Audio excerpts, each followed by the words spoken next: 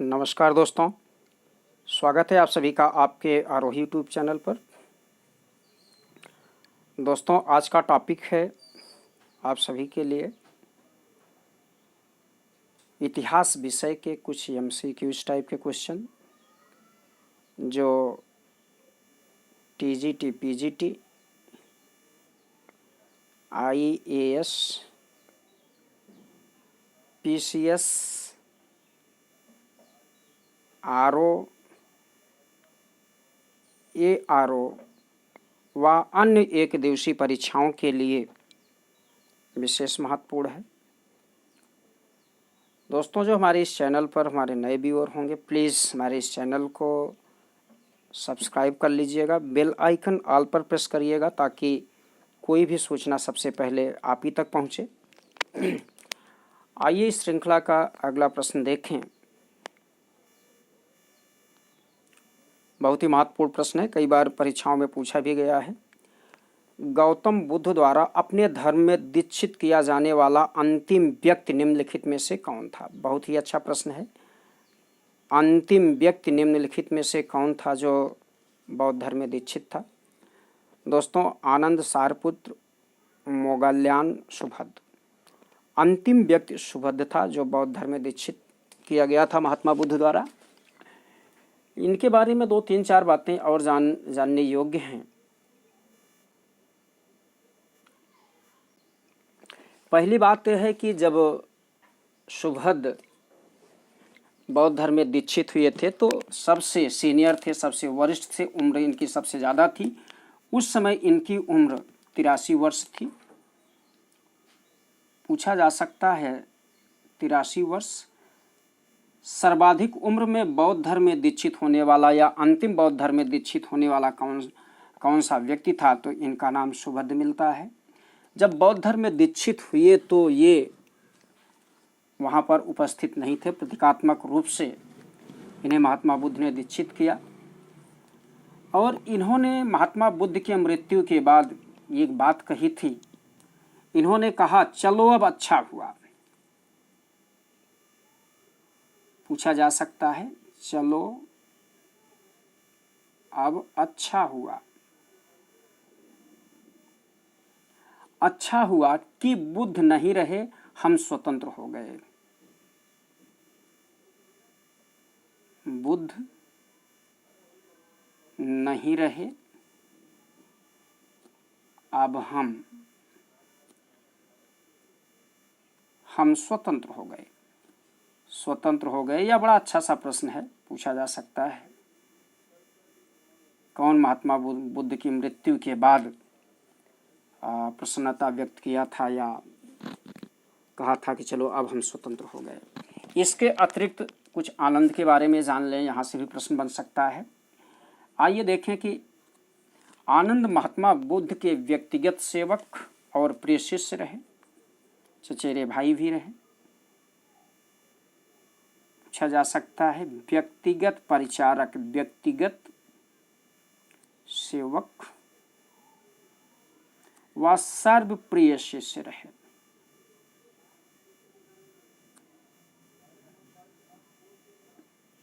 सर्वप्रिय शिष्य रहे। इन्हीं के कहने पर, अगला इसी से प्रश्न बन सकता है, इन्हीं के कहने पर महात्मा बुद्ध ने वैशाली में महिलाओं को बौद्ध संघ में शामिल किया। आनंद के कहने पर वैशाली में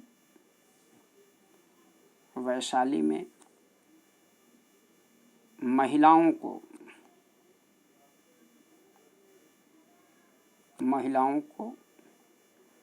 बौद्ध संघ में शामिल किया। ये भी प्रश्न आपसे बन सकता है, बौद्ध संघ में शामिल किया। और बौद्ध संघ में शामिल होने वाली प्रथम महिला प्रजापति गौतमी थी। प्रजापति गौतमी थी जो इनकी माता थी, महात्मा बुद्ध की माता थी। और सारपुत्र महामौदगल्यान के बारे में भी कुछ बातें कर ली जाएं। इत्तेफाक की बात है कि सारपुत्र और महामौदगल्यान दोनों का जन्म एक साथ और मृत्यु भी बुद्ध के जीवन काल में भी हो गई थी। दोनों ब्राह्मण थे और राजगृह में इन दोनों को शिक्षा भी दी गई थी। और सांची के महास्तूप में इन दोनों के अस्थि रखे गए हैं। इस पर आगे कहीं चल के हम चर्चा करेंगे। चलिए अगले प्रश्न की तरफ बढ़ें।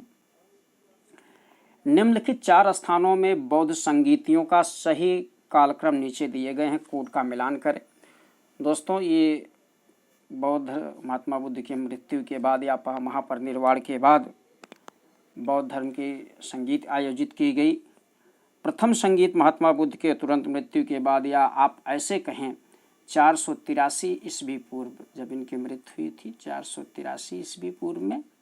और द्वितीय संगीत इन्हीं के 100 साल बाद, या ऐसे कह सकते हैं 383 ईस्वी में। और तीसरी संगीत जो है 247 ईस्वी में, ईस्वी पूर्व, सॉरी बीसी, ये भी बीसी है, ये भी बीसी है। और चौथी संगीत जो है कश्मीर के कुंडल वन में प्रथम शताब्दी ईस्वी ना। इस प्रकार से सबसे पहले 4, फिर 1, फिर उत्तर मिलान करें 2 1 4 3, 2 1 4 3। यहाँ 2 विकल्प इस तरह से दिए गए हैं तो हम विकल्प डी मान लेते हैं। 2 1, यहाँ जो 3 4 लिखा गया है यहाँ हम 4 3 कर देते हैं। उत्तर आपका होगा 2 1 4 3। चलिए अगले प्रश्न की तरफ बढ़ें। सर एडविन अर्नाल्ड की पुस्तक द लाइट ऑफ एशिया आधारित है किस पुस्तक पर? एडविन अर्नाल्ड की पुस्तक light of Asia Mahatma Buddha की जीवनी से संबंधित है। इनमें इनके जीवनी के बारे में चर्चा की गई है। ये ललित विस्तर का अंग्रेजी अनुवाद है लाइट ऑफ एशिया। आइए यहीं पर कुछ और चर्चा करें जो समझने योग्य है। एडविन अर्नाल्ड जो लाइट ऑफ एशिया लिखी है ललित विस्तर पर, इस ललित विस्तर के लेखक हरिभद्र थे। हरिभद्र पूछा जा सकता है, ललित विस्तर के लेखक कौन? हरिभद्र थे। ये प्राकृत और संस्कृत भाषा में लिखा गया था। प्राकृत और संस्कृत भाषा में, संस्कृत भाषा में लिखा गया था। और लिप इसकी, ठीक है, इसमें 64 प्रकार के लिपियों का भी उल्लेख मिलता है। पूछा जा सकता है किस पुस्तक में, बौद्ध धर्म की कौन सी पुस्तक है जिसमें 64 प्रकार के लिपियों के बारे में उल्लेख मिलता है? 64 प्रकार के लिपियों के बारे में उल्लेख मिलता है। और इसी पुस्तक में मथुरा नगर का विशेष वर्णन किया गया है। दोस्तों, इस प्रकार से कई प्रश्न देखें, आपसे पूछा जा सकता है लाइट ऑफ एशिया किसका अनुवाद, तो आप बताएंगे ललित विस्तर किसने किया? सर एडविन अर्नाल्ड ने। ललित विस्तर के लेखक कौन? हरिभद्र थे। भाषा क्या थी? प्रकृत और संस्कृत। लिप क्या था? ब्राह्मी। और 64 प्रकार के अन्य लिपियों की भी चर्चा की गई है। मथुरा नगर का यहाँ पर विशेष प्रशंसा किया गया है। चलिए अगला प्रश्न देख लें। नागार्जुन किस बौद्ध संप्रदाय के थे? 4 विकल्प दिया गया है। सौत्रांतिक, वैभाषिक और माध्यमिक और योगाचार। नागार्जुन माध्यमिक संप्रदाय के, बौद्ध धर्म के माध्यमिक संप्रदाय के आचार्य थे। इन्होंने प्रज्ञा परमिता सूत्र की रचना की। इनकी कई रचनाएं हैं जिसमें महत्वपूर्ण है प्रज्ञा परमिता सूत्र। परमिता सूत्र और इसके साथ साथ माध्यमिक कारिका का भी उल्लेख किया है। माध्यमिक कारिका पूछा जा सकता है किन ग्रंथों का? तो जो इनका प्रज्ञा परमिता सूत्र है, इसी में शून्यवाद और सापेक्षवाद का भी प्रतिपादन किया गया है। सापेक्षवाद का प्रतिपादन किया गया है। पूछा जा सकता है शून्यवाद का जनक, शून्यवाद के जनक या सापेक्षवाद के जनक कौन माने जाते हैं? तो आचार्य नागार्जुन माने जाते हैं। आचार्य नागार्जुन को भारत का आइंस्टीन और मार्टिन लूथर कहा गया है।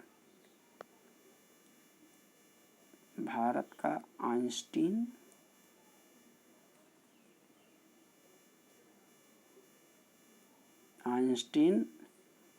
और मार्टिन लूथर कहा गया है। दोनों प्रश्न आपसे पूछे जा सकते हैं। चलिए दोस्तों, अगले प्रश्न की तरफ बढ़ लिया जाए। यापनीय किसका एक संप्रदाय था? नीचे जो 4 विकल्प दिए गए हैं, यापनी इनमें से किसका संप्रदाय था? बौद्ध धर्म, जैन धर्म, शैव धर्म और वैष्णव धर्म। दोस्तों, आपका उत्तर है यापनी जैन धर्म का एक उपशाखा थी, एक संप्रदाय था।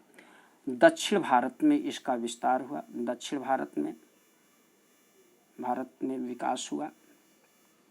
इसके आचार्य थे श्री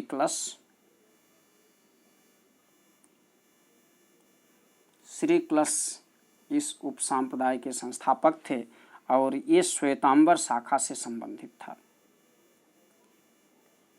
श्वेतांबर शाखा से संबंधित था। दोस्तों, आपसे प्रश्न बन सकता है, यापनी किसका एक संप्रदाय? तो आप बताएं जैन धर्म का। दक्षिण भारत में इसका विकास हुआ और इसके आचार्य या श्री क्लश थे, संस्थापक श्री क्लश थे।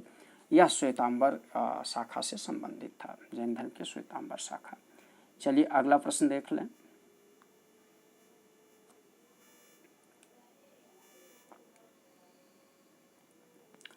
उत्तर प्रदेश में बौद्ध एवं जैनियों दोनों की प्रसिद्ध तीर्थ स्थली थी।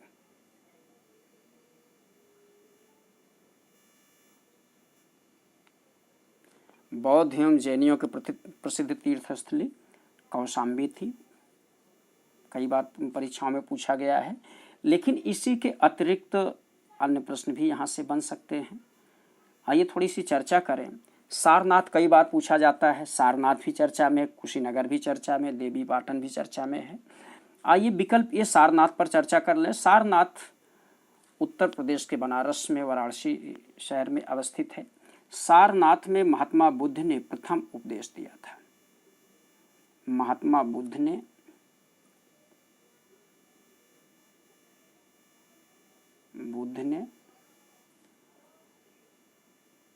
प्रथम उपदेश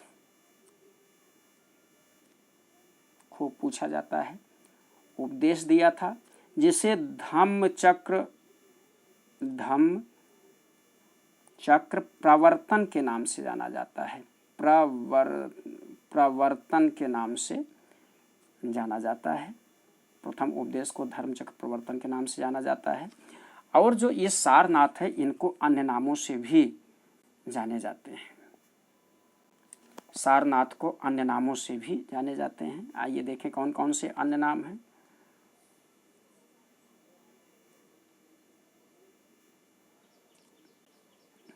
सारनाथ को मृगदाव कहा जाता है और सारनाथ को ऋषपत्तन भी कहा जाता है। पत्तन भी कहा जाता है।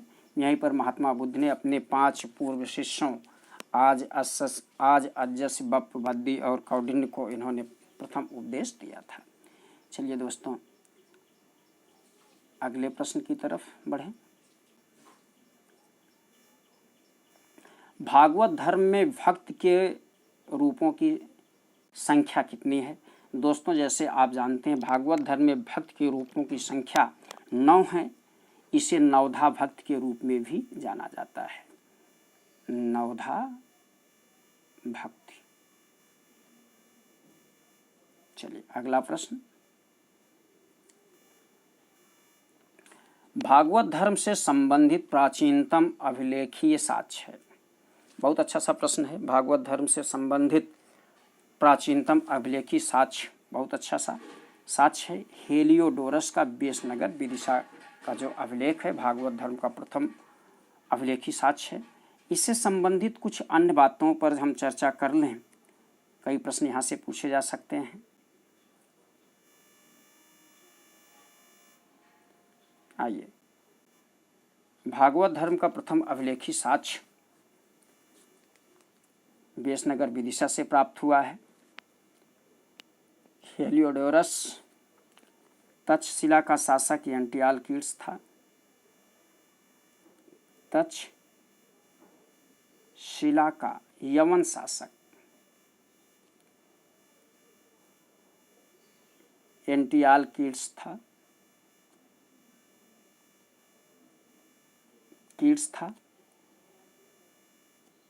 इनका राजदूत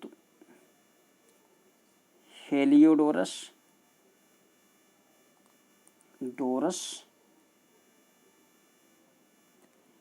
बेसनगर, जिसे आप विदिशा के नाम से जानते हैं, बेसनगर आया और यहाँ पर गरुड़ स्तंभ स्थापित करवाया और स्वयं को भागवत घोषित किया। बहुत अच्छा सा प्रश्न कई बार पूछा गया है कि हेलियोडोरस ने किसे भागवत घोषित किया। हेलियोडोरस ने स्वयं को भागवत घोषित किया। तो अब और प्रश्न यहाँ से बनते हैं, देख लें इसको। और प्रश्न यहाँ से बनते हैं कि जब हेलियोडोरस बेसनगर विदिशा आया तो यहाँ पर उस समय शासक कौन था? शासक यहाँ भागभद्र था, जो शुंग वंश का था।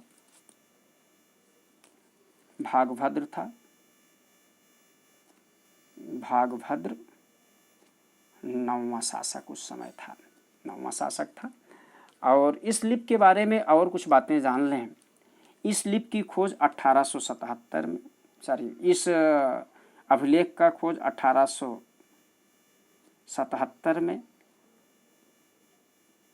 कर्निंघम महोदय ने खोजा था। और यह लिपि प्राकृत भाषा में, भाषा इसकी प्राकृत है, पूछा जा सकता है। लिपि इसकी ब्राह्मी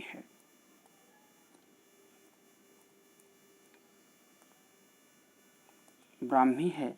इसके अतिरिक्त फिर एक प्रश्न पूछा जा सकता है कि अगर भागवत हेलियोडोरस स्वयं को घोषित किया था, एंटियालकीड्स की भी कुछ बात धारण की गई थी। एंटियालकीड्स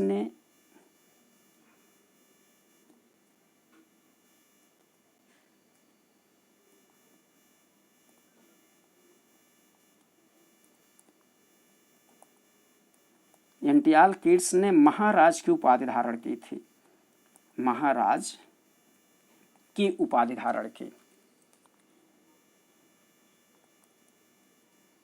चलिए अगला प्रश्न देखें।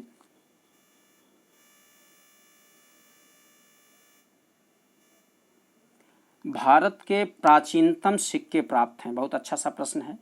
भारत के प्राचीनतम सिक्के प्राप्त हैं किस धातु के?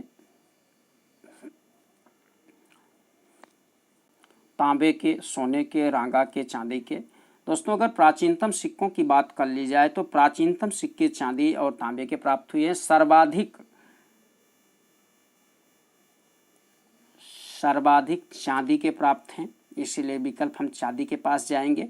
प्राचीनतम सिक्कों को आहत सिक्के कहे जाते थे, जो 6ठी शताब्दी ईस्वी पूर्व में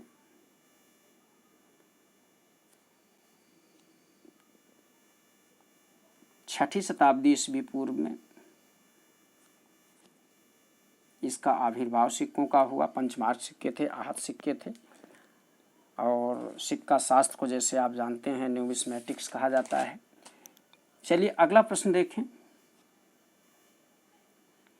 निम्न में से कौन एक बौद्ध ग्रंथ 16 महाजनपदों का उल्लेख करता? बहुत अच्छा सा प्रश्न है। यहाँ पूछा गया है कौन सा बौद्ध ग्रंथ 16 महाजनपदों का उल्लेख करता है। तो अंगुत्तर निकाय बौद्ध धर्म का ग्रंथ है, इसमें 16 महाजनपदों का उल्लेख किया गया है। इसी के साथ साथ एक जैन ग्रंथ है, इसके बारे में पूछा जा सकता है। जैन ग्रंथ भगवती सूत्र में भी 16 महाजनपदों का उल्लेख किया गया है। आप ऐसे कह सकते हैं अंगुत्तर निकाय और भगवती सूत्र में 16 महाजनपदों का उल्लेख किया गया है। चलिए दोस्तों अगले प्रश्न की तरफ बढ़ें। महाभारत के अनुसार उत्तरी पांचाल की राजधानी स्थित है। महाभारत के अनुसार उत्तरी पांचाल की राजधानी स्थित है।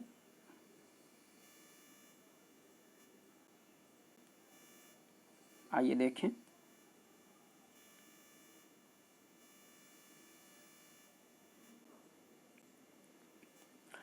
उत्तरी पांचाल की राजधानी अहिच्छत्र थी और पांचाल के जैसे दो हिस्से थे, उत्तरी पांचाल और दक्षिणी पांचाल। उत्तरी पांचाल की राजधानी अहिच्छत्र और दक्षिणी पांचाल की राजधानी कामपिल्ली थी।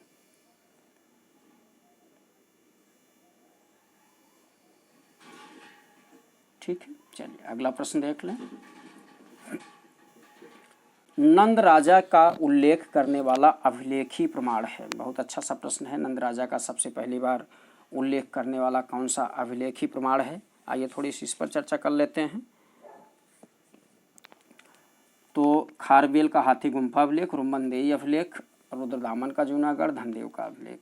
दोस्तों यहाँ हाथी गुम्फा अभिलेख जो है खारवेल शासक का पहला अभिलेखी साक्ष्य प्राप्त होता है। और इसके अतिरिक्त यह और जानकारी कर लिया जाए, यह बिना तिथि वाला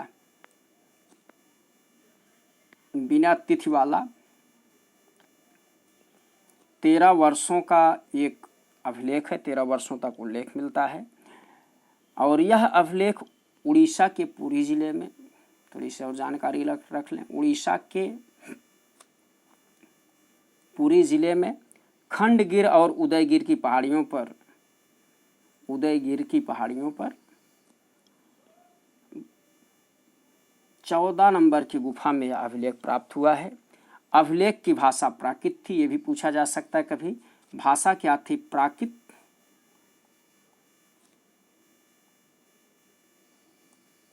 प्राकृत और इसकी लिपि थी ब्राह्मी। और यहाँ से 2-3 प्रश्न और बन सकते हैं अच्छे। इसी में सबसे पहली बार अभिलेखी रूप में नहरों का साक्ष्य प्राप्त हुआ है। नहरों के साथ साथ जैसे आपने देखा नंदों का भी साक्ष्य प्राप्त हुआ है, नंद वंश का साक्ष्य प्राप्त हुआ है। नंदों के साथ साथ जैन धर्म के मूर्ति पूजा के साक्ष्य भी प्राप्त हुए हैं। जैन धर्म में मूर्ति पूजा का, ठीक है, लिखते जाइएगा, मूर्ति पूजा का भी साक्ष्य सबसे पहले यही प्राप्त हुआ है। जैन धर्म का अभिलेख ही साक्ष्य, हाथी गुम्फा अभिलेख। इस प्रकार से हम आगे धीरे धीरे बढ़ते हैं। आइए अगले प्रश्न की तरफ बढ़ें। निम्नलिखित में से राज्य के सप्तांग सिद्धांत के अनुसार 7वां सिद्धांत क्या था? दोस्तों आपका उत्तर 7वें सिद्धांत में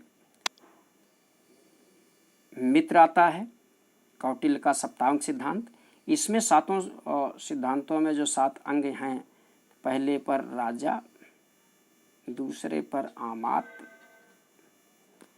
तीसरे पर जनपद, चौथे पर दुर्ग, 5वें पर कोष, 6ठे पर बल और 7वें पर मित्र आता है। इस तरह से आपसे कुछ ही बन सकता है। प्रायः पहला और अंतिम पूछते हैं। अन्य पूछे, आमात पूछ लें, दूसरा पूछ लें, तीसरा पूछ लें, चौथा, पांचवा, इस प्रकार से यहाँ से प्रायः प्रश्न बनते रहते हैं। इस पर आप लोग ध्यान दीजिएगा। राजा, आमाद, जनपद, दुर्ग, कोष, बल, मित्र। चलिए अगला प्रश्न देखें। पाटलिपुत्र में स्थित चंद्रगुप्त का महल मुख्यतः बना है किस चीज का? लकड़ी का बना है। इस महल की तुलना सूसा और एकवतना के महलों से की गई है। चलिए अगला प्रश्न देखें। रज्जुक थे कौन? चोल राज्य में व्यापारी, मौर्य राज्य में अधिकारी, गुप्त में सामंत और शक सेना में अधिकारी। तो रज्जुक मौर्य शासन में एक अधिकारी के रूप में थे, जिन्हें रज्जुगाहक के रूप में कहा जाता है। गाहक।